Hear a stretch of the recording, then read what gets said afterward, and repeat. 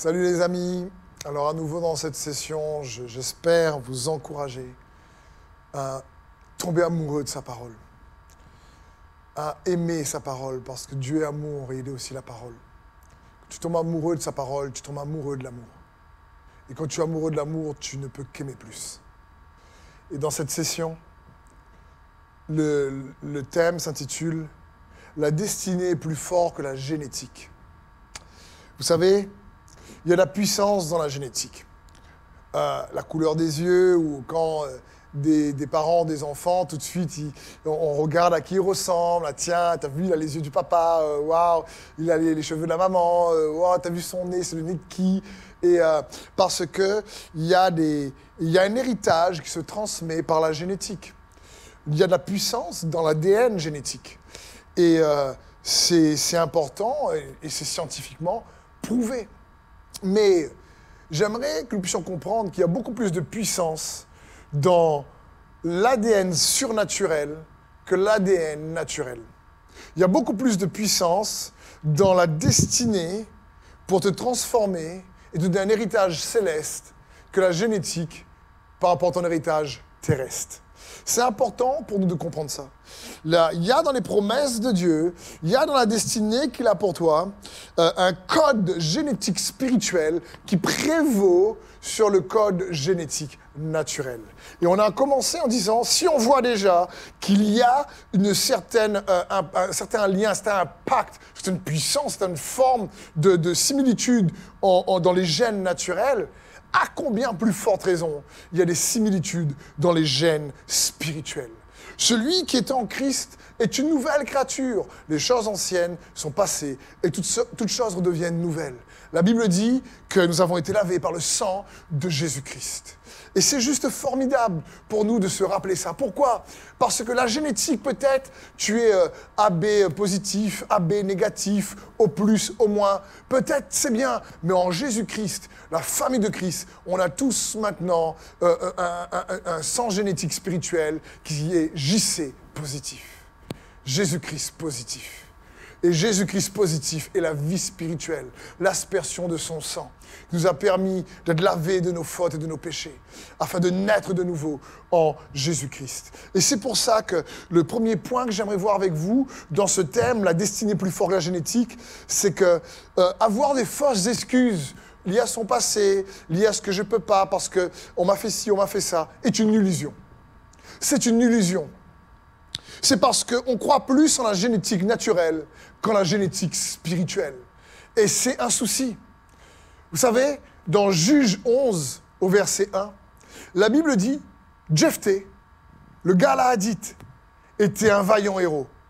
Il était fils d'une femme prostituée. » Wow! Je me dis, Jephthé est un juge dans le livre des juges. C'est un libérateur. Il est venu libérer Israël à l'époque. Mais il est parti sur de mauvaises bases. Il a commencé la vie sur de mauvaises bases. C'était le fils d'une prostituée. Et à l'époque, donc une pécheresse, une femme de mauvaise vie. J'imagine Jephthé dans son enfance, ses copains à l'école, où lui dire « Oh, t'as vu ta maman, t'as vu, c'est une prostituée, t'as vu ta maman, ouais, mon papa connaît bien ta maman. » Et puis l'autre lui dit « Mon papa aussi. » Et c'est terrible, quoi. Et les pauvres papas. Mais bon, ceci signifie quand même qu'il n'est pas parti, il n'a pas commencé la vie avec des avantages. Génétiquement, c'était le fils d'une prostituée. Quelqu'un qui était considéré comme rien. Mais la Bible dit Jephthé, le Galaadite. Ça parle d'un juge, d'un libérateur. Ça parle ici qu'il était un vaillant héros. Et ça, c'est bon. Et c'est très encourageant pour chacun d'entre nous, parce que nous bénéficions d'une alliance meilleure que Jephthé. Nous, la Bible dit, mais nous avons un meilleur héritage. Nous avons une meilleure alliance en Jésus-Christ. Et c'est bon pour nous de réaliser ça.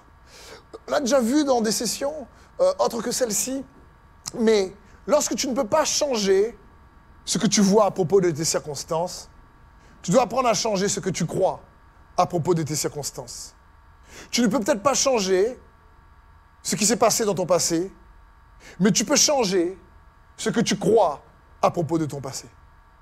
Dans Romains 8, à partir du verset 38, l'apôtre Paul écrit en disant « Car j'ai l'assurance que ni la mort, ni la vie, ni les anges, ni les dominations, ni les choses présentes, ni les choses à venir, ni les puissances, ni la hauteur, ni la profondeur, ni aucune autre créature ne pourra nous séparer de l'amour de Dieu manifesté en Jésus-Christ, notre Seigneur. » Ici, dans ce passage, Paul dit ni la mort, ni la vie, ni les anges, ni les dominations, ni les choses présentes, ni les choses à venir, ni les puissances, ni la hauteur, ni la profondeur, ni aucune autre créature ne pourra nous séparer de l'amour de Dieu manifesté en Jésus-Christ, notre Seigneur.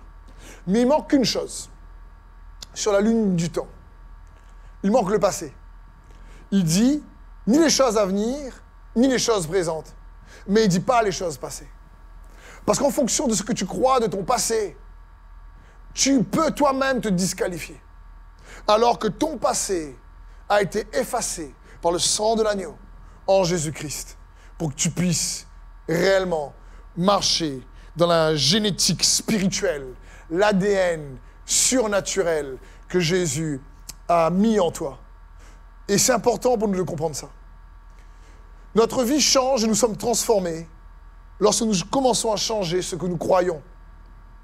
C'est ça aussi la repentance. Ce n'est pas uniquement changer de façon de penser, c'est surtout changer de façon de croire. Car la foi est un substrat, est une conviction. Et c'est important, je ne sais pas si vous connaissez une application qui s'appelle Glass Off. C'est pour corriger ceux qui ne voient pas de loin. Et cette application-là, ce qu'il y a d'intéressant, c'est qu'elle corrige la vue en réalité par des exercices sur une application afin que le cerveau apprenne avec une série d'exercices à voir les choses différemment. Pourquoi? Parce qu'on ne voit pas avec nos yeux, on voit avec notre cerveau. Et pour la foi, c'est la même chose. Pour la foi, c'est la même chose. On ne voit pas les choses telles qu'elles sont, on voit les choses telles que nous sommes. On voit les choses à la lumière de nos convictions. Et il nous faut changer nos convictions pour voir les choses autrement et regarder à son passé différemment et regarder à son avenir avec espérance et avec foi.